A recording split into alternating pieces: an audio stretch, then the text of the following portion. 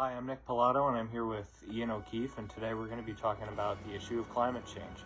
So the first question I have for you is there like a mindset that people have of climate change that we're not going to be able to save the planet once we get to a certain point? I'd say yes. I think a big part of it right now is like Antarctica. Like Antarctica specifically has been melting because of climate change. And that is a big problem that not a lot of people, in America or even just the world really realize, I feel like. So, yes, there is a specific mindset you have to be in, is that there are a lot of things that are being affected right now. Yeah, by it, that we're not going to be able to go back. Like, if we get to maybe, 2025, 2026, like, people might just think, well, this is it, Yeah. we're going to be going under. So, can you explain to me, going off of that, if there is not, like, assuming we don't do anything by the year 2025, 2026, what are we going to have to do? Are we going to have to just adapt to the Earth becoming warmer, with these warmer temperatures? We might not see snow, something crazy like that. I'd say we'd probably just have to adapt to it. I mean, what was that one movie where they controlled the weather? Like, you know what I'm talking about? Oh, I know. Well, yeah, like it's movies like that. We can't do that. Yeah. Like, that's not a realistic thing to do. So it's like, yeah, we are gonna have to adapt to it. So, the sooner people realize that we're screwing up, the atmosphere and screwing up with Antarctica and stuff, the better. Yeah, and we can't just control the weather. We can't just like, oh, it's going to be snowy today. Yeah. We can't just do that. And, we can't turn climate change off like a switch. We can't, so what do you think would be our solution? What I think would be a good solution would be make more efficient cars, like Elon Musk, like the Tesla, it's battery, 100% electric, yeah. Yeah, and then less factories, would you say? Less factories, yep, and less factories that are blowing out smoke. Somehow convert the energy into something better, I'd say. Would you say, like, in terms of, in Europe they've done a lot, like in Germany and France and stuff with electric trains? Yeah, that's actually a really good one. They're doing good for that. So yeah. Just anything from factories. Anything with smoke and fuels, just turn it, if you can, turn it to electric. Make it affordable too, I mean. Yeah. So how do you feel about fossil fuels?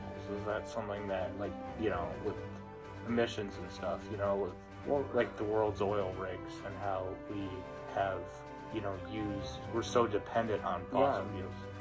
I'd say it wouldn't surprise me within the next 1,000, 2,000 years. I mean, obviously we'll be dead, but in the next couple thousand years, I mean, there may not be a lot of fossil fuels left.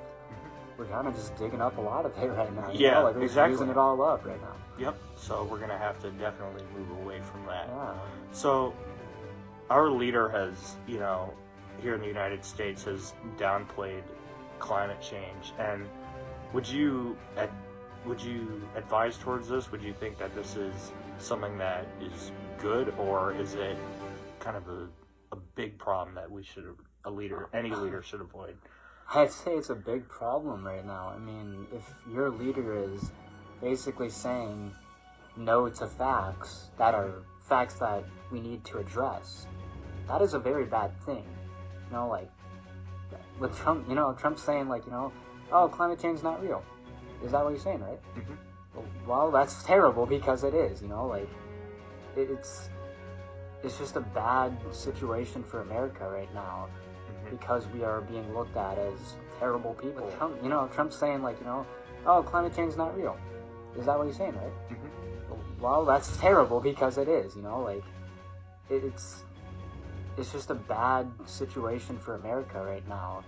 Because we are being looked at as terrible people because of one person, like. One person does not define a whole country. Yeah.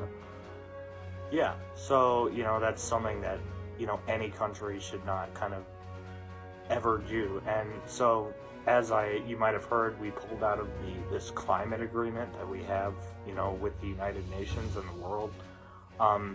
Why do you think the United States feels that we're going to solve climate change on our own, We don't need Australia's help. We don't need New Zealand's help.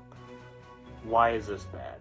You know, It's bad because, one, if we ever get in another war, we're going to be screwed because we'll be like ourselves. yeah, But, yeah, you know, I think the main reason why it's bad, especially with the climate change, is that, you know, we're not doing anything now. Like, America to other countries, I should say.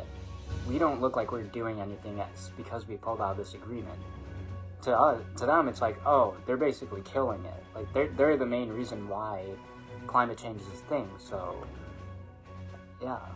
yeah. And, you know, the fact that we're dependent on ourselves to figure out this monumental issue is really damaging, because other countries are, you know, leaving us in the dust while they are, you know, advancing towards, you know, better solutions towards fixing climate change. Yeah.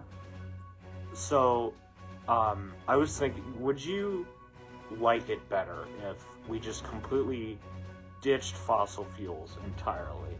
And you would like it better if you got in a fuel-efficient car like a Tesla, but the problem with fuel-efficient stuff nowadays is it's simply too expensive. So, how would you kind of want that? I mean, it would have to be more affordable. Yeah, the thing about it is, well, I have no idea how much that stuff costs. You know, like, I don't know how much a Tesla really costs when it was actually being made. Yeah. They obviously have to make profit off of it. So, to me, it's kind of hard to say, like, hey, let's all just drive electric cars, because, I mean, like, I don't know if that would be safe in general, to say, like, think, like, what if one power place goes out, and then if that power place is linked with other, you know, like, battery places, you know, like, it's really hard to say, you know, like, because gas, yes, it's bad right now, especially for our atmosphere. And, you know, I think it's just hard to say if going fully electric is going to be good or not. Yes, it is going to be good for the atmosphere and everything else, but it's like, how well is it going to be effective?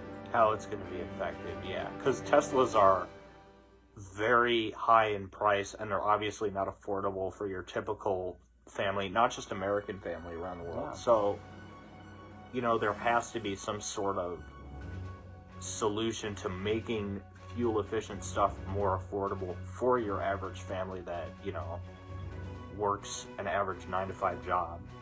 So, I think that's very important. Yeah. So, yeah. So, thank you so much for watching. I'm going to be posting more updates about climate change, and Ian, I want to thank you for joining me. Yep. And it was very nice to hear his opinions, so thank you. Yeah, no problem. Yep.